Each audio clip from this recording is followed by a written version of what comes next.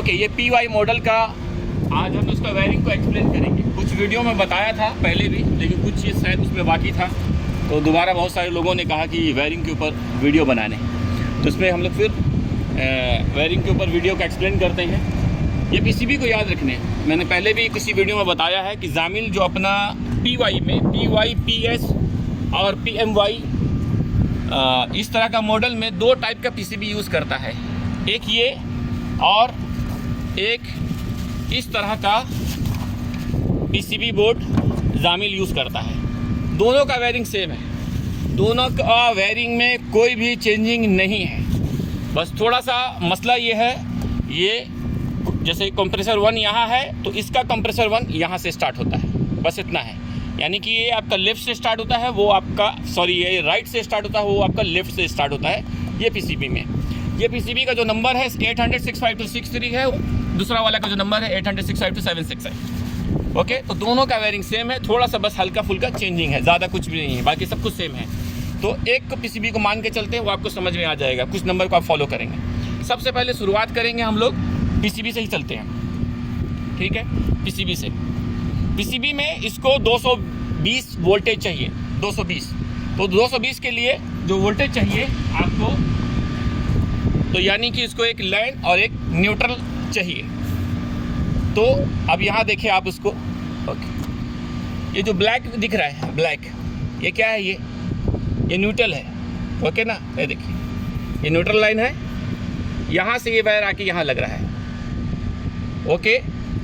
ये आपका है फेस, ये पूरा फेस है। ये 1B और 1A, ये इसमें A कहाँ से आ रहा है और 1, अब ध्यान दीजिएगा यहाँ पर कुछ चीज़ों को।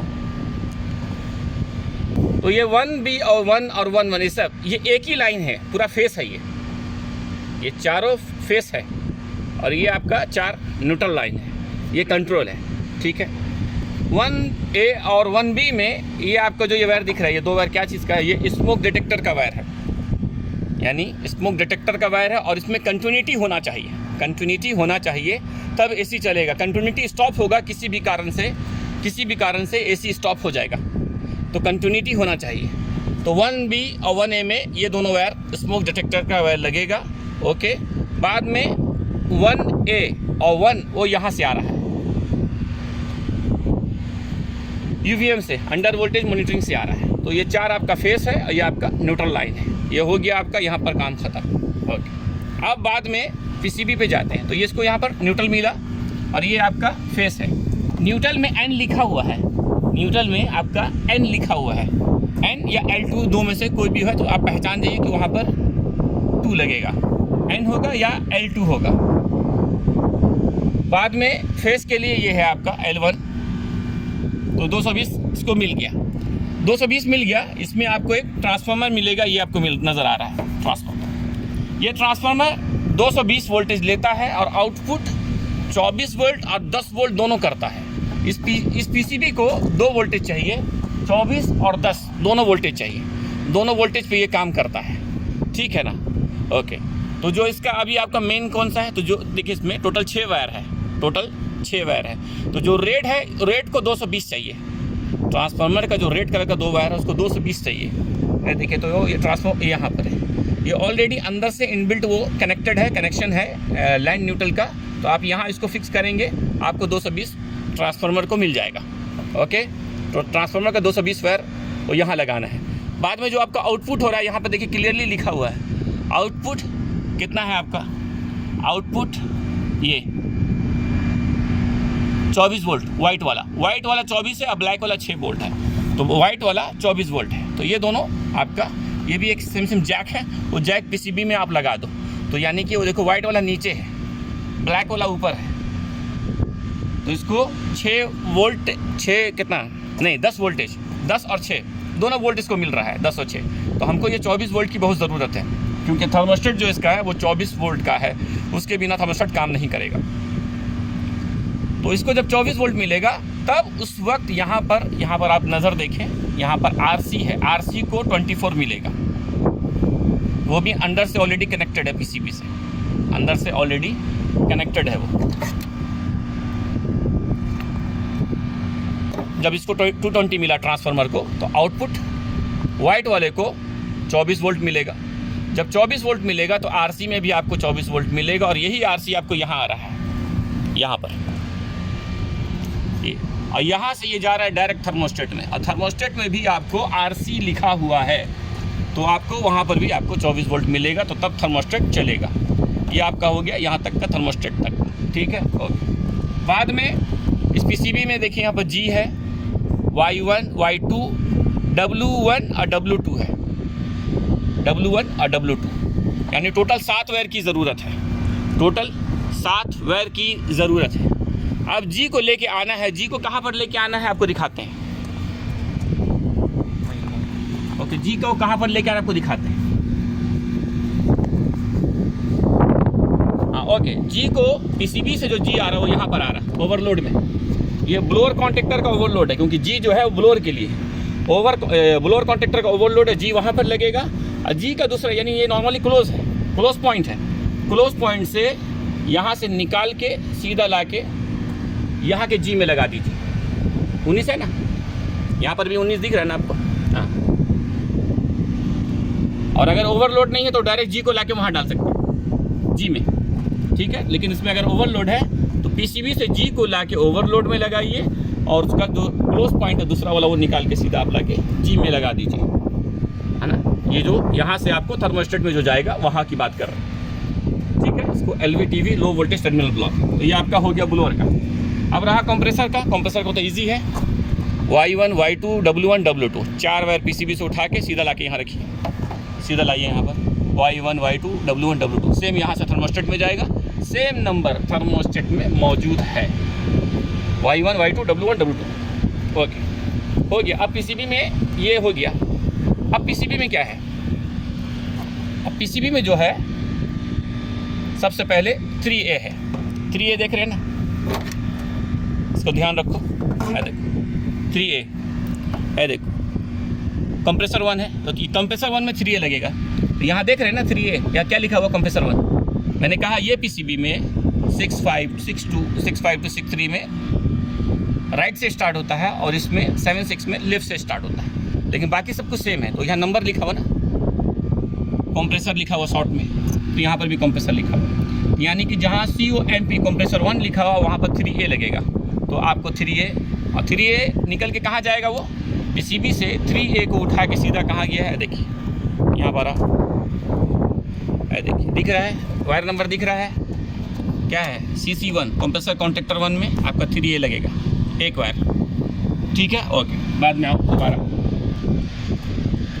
3B दिख रहा है, 3B क्या है, कंप्रेसर 2, पीसीबी में लिखा है ना कंप्रेसर 2। ओके, वो उठा के कहाँ जाना है आपको, कॉन्टेक्टर में जाना है आपका 3B, एक वायर लग गया, ठीक है। ओके, एक एक वायर समझो आसानी से सर। ओके, बाद में आपका 4A है, 4A और 4B, 4A 4B। ओके, तो 4A और 4B जो है ये जाएगा सोलेनॉइड वाल्व में। 4A स्टेज 1 है, तो 4A का क्या है, P1 है, गौर करो P1 दिख रहा है। ओके, P1, और सोलेनॉइड सिस्टम 2 का P2 है। तो यानी कि सोलेनॉइड को 2 वायर होता है, 220 का कोयल है, वोल्टेज है, जामिल जो यूज़ कर रहा है सोलेनॉइड वाल्व। तो सोलेनॉइड का एक वायर को न्यूट्रल चाहिए, और दूसरा वायर को पीसीबी में लगाना है। जो दूसरा जो 2 वायर होगा ना, सोलेनॉइड का एक वायर जाएगा न्यूट्रल लाइन में, यहाँ पर जो कनेक्ट करना है एक वायर सोलेनॉइड का 2 में लगा दो, ये न्यूट्रल लाइन है, मैंने पहले ही बताया था। और दूसरा वायर पीसीबी के P1 और P2 में लगा दो, स्टेज 1 का P1 और स्टेज 2 का P2, ये हो गया। बाद में हुआ आपका ब्लोअर। ब्लोअर साहब के पास जाएंगे, तो ब्लोअर साहब के पास जाने के लिए वहाँ पर देखो पीसीबी में क्या लिखा हुआ, IDF इंडोर फैन, गौर करो नंबर पे दिख रहा है, IDF इंडोर फैन। ओके, हाँ, तो ये सिंगल स्पीड है, हाँ, क्योंकि मैं स्पेशली नए लड़कों को बोल रहा हूँ, हाँ, तो पुराने को नहीं कह रहा हूँ। तो यहाँ पर वहाँ से 14 नंबर वायर यूज़ करता है जामिल, 14 नंबर को वायर को लेके आओ, ला के ब्लोअर कॉन्टेक्टर में लगाओ। हाँ है, स्टिकर है, लेकिन हाँ देखो स्टिकर लिखा हुआ ना BMC, ब्लोअर मोटर कॉन्टेक्टर। तो एक वायर लाके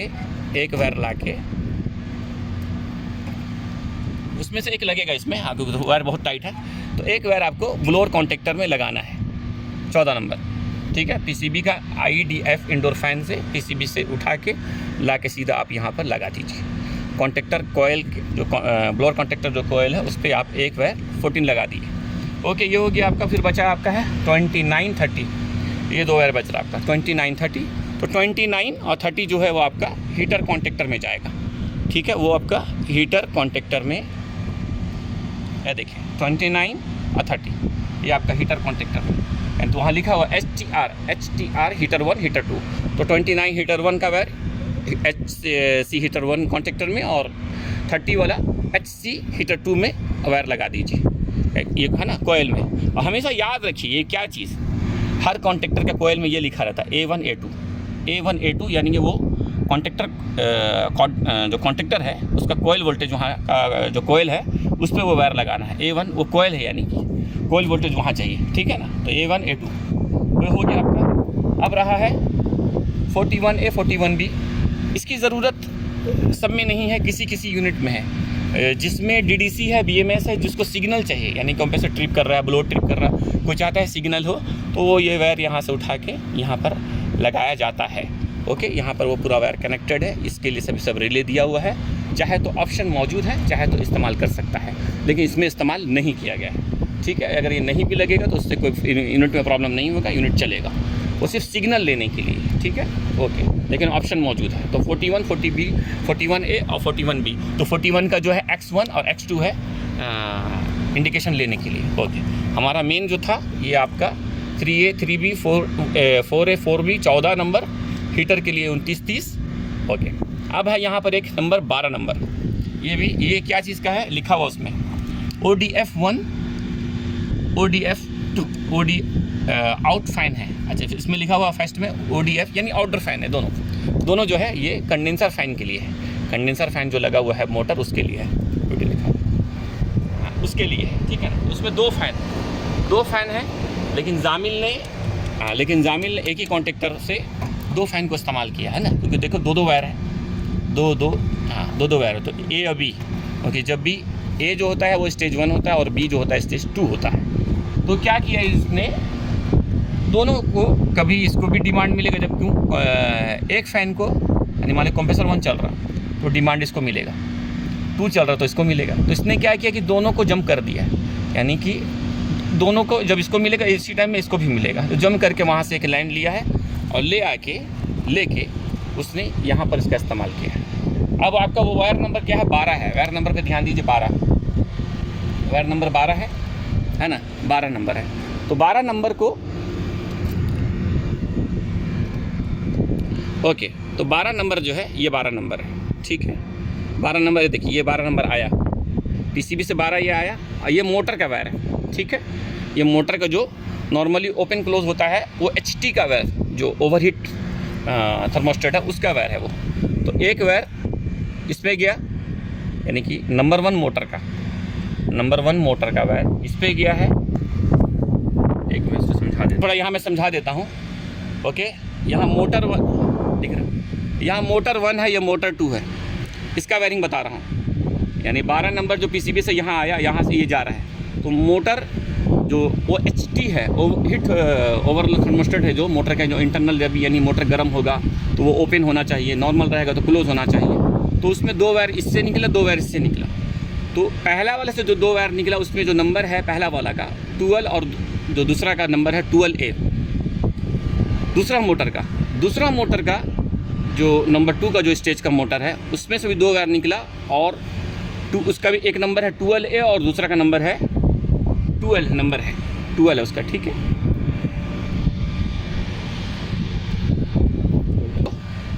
ये वाला वायर ये सीधा आप देखिए ये लग गया यहाँ पर, ये टर्मिनल पे, यानी कि वो जो वायर है ब्राउन कलर का वायर है, यानी कि ब्राउन कलर का OHT का वायर है, ब्राउन कलर का OHT की वायर की बात कर रहे हैं। ठीक है, वो वायर को उठा के जो PCB से जो वायर आ रहा था 12 नंबर, वो आप यहाँ लगा दीजिए, एक लग गया, बचा एक वायर मोटर 1 का और दूसरा मोटर का। दोनों में से कोई भी वायर आपस में आप इसको ज्वाइंट कर दीजिए इस तरह से। ठीक है, इसको हम लोग ज्वाइंट अभी लगा देंगे, इसको आप इसको यहाँ से ज्वाइंट कर दीजिए।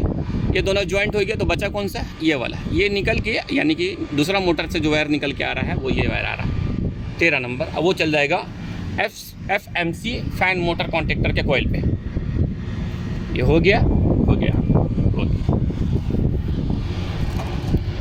तो आपका ब्लोअर हो गया, हीटर हो गया, फ़ैन हो गया, कंप्रेसर हो गया। अब जो मेन एक है जो दूसरा हिस्सा है वो ये है, जितने भी कॉन्टेक्टर हैं, जितने भी ब्लोअर का, फ़ैन का, कंप्रेसर का, 1 2 सबको एक लाइन हम लोग तो पीसीबी से लेके आ गए, एक लाइन पीसीबी से लेके आ रहे हैं ना, एक लाइन पीसीबी से आ रहा है, यानी कि 3A आ रहा है, 3B आ रहा है, 14 नंबर आ रहा है, 13A आ रहा है, सब आ रहा है। लेकिन उसको दूसरा भी लाइन चाहिए, क्योंकि जो ये कॉन्टेक्टर है 220 वोल्टेज का है।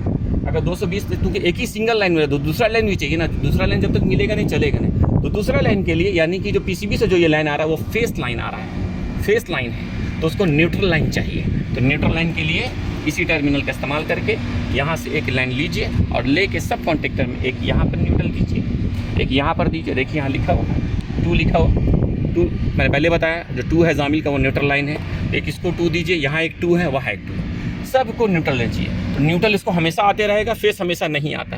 फेस तब आएगा जब थर्मोस्टेट से जब डिमांड आएगा, पावर आएगा, कंट्रोल का जब पावर आएगा, जब पीसीबी एक्टिव होगा, पीसीबी जब एनर्जाइज होगा, तब फेस आएगा, तब उस टाइम कंप्रेसर, ब्लोअर, फैन सब चलने लगेगा। तो इस तरह का ये वायरिंग है सिंपल में। ओके, ये हो गया। अब रहा एक सवाल LP-HP का। LP-HP के लिए सीधा मैंने पहले भी बताया, सिंपल तरीके से समझाने की कोशिश कर रहा हूँ, ज़्यादा तामझाम नहीं, सिंपल वे में समझिए। सिंपल वे में एक कंप्रेसर में एक LP एक HP है, तो यानी कि 2 कंप्रेसर 2 LP 2 HP हो गया, ठीक है। तो पीसीबी में नज़र आता होगा, देखिए HP1 HP2 LP1 LP2 नज़र आता होगा क्लियरली, ठीक है। HP1 HP2 शामिल है, देखो ओके, LP1 LP2 ऐसे करके। तो कंप्रेसर 1 का HP का वायर 2 वायर आएगा, दोनों यहाँ लगा दो। कंप्रेसर 2 का HP का वायर 2 यहाँ लगा दो। कंप्रेसर 1 LP का वायर यहाँ लगा दो। कंप्रेसर 2 LP का वायर यहाँ लगा दो। अब इसका काम ये होता है कि जब ये क्लोज होगा, यानी कि जब स्विच क्लोज होगा, दोनों में कंटिन्यूटी बताएगा, तो ये नॉर्मल एक्टिव रहेगा। लेकिन अगर वो ओपन हुआ स्विच, जब ये इसको सिग्नल ओपन का मिलेगा, तब यहाँ का जो ये लाइट देख रहे हैं, ये लाइट ऑन हो जाएगा। तभी जब ये लाइट ऑन होगा तो ये कंप्रेसर को सिग्नल नहीं देगा, कंप्रेसर को चलने नहीं देगा। तो यानी कि ये क्लोज होना चाहिए। तो मान लो फ्रीऑन अगर कम है तो ओपन होगा, फैन स्टॉप हो गया है तो ट्रिप होगा। तो वो जब भी ये स्विच ये ओपन हुआ, दोनों जैसे ये ओपन होगा तब ये लाइट इंडिकेट करेगा, लाइट जलेगा। जैसे लाइट जला ये कंप्रेसर को पावर नहीं देगा। तो हाँ, एक बात और बता देते हैं यहाँ पर आसानी के लिए, सिस्टम 1 और सिस्टम 2, राइट वाला सिस्टम 1 है, लेफ्ट वाला सिस्टम 2 है। ये जो लाइट देख रहे हैं, एक येलो और ऑरेंज, दोनों ओले कलर यहाँ चेंज किया लेकिन दोनों सेम है। येलो जो है ना, येलो जो लाइट है, अगर धीरे धीरे ब्लिंक कर रहा है, जल रहा है, ऑन ऑफ हो रहा है, थोड़ा देर जल रहा है धीरे धीरे, तब वो LP में ट्रिप किया है, LP में ट्रिप किया है, ओके। और अगर फास्ट कर रहा है तो HP में ट्रिप किया है, बस इतना है। तो LP में ट्रिप करने के बहुत सारे रीज़न है, उसको आपको फाइंड आउट करना होगा, लेकिन मैं पहचान बता रहा हूँ, परेशान नहीं कर। धीरे धीरे ब्लिंक कर रहा हो तो LP में ट्रिप किया, और फास्ट कर रहा है तो HP में ट्रिप किया है, ओके। और 3 बार ये खुद ब खुद ये रीसेट हो सकता है, 3 बार खुद ब खुद रीसेट हो जाएगा। लेकिन चौथी बार अगर वो ट्रिप किया तो ये रेड लाइट जल जाएगा। जब रेड लाइट जलेगा तो फिर वो रीसेट नहीं होगा खुद ब खुद, उसको रीसेट करना पड़ेगा, टेक्नीशियन को आना पड़ेगा, चेक करके फिर उसको रीसेट करना पड़ेगा कि क्यों वो लाइट जला। ओके, यहाँ तक इतना ही, ओके।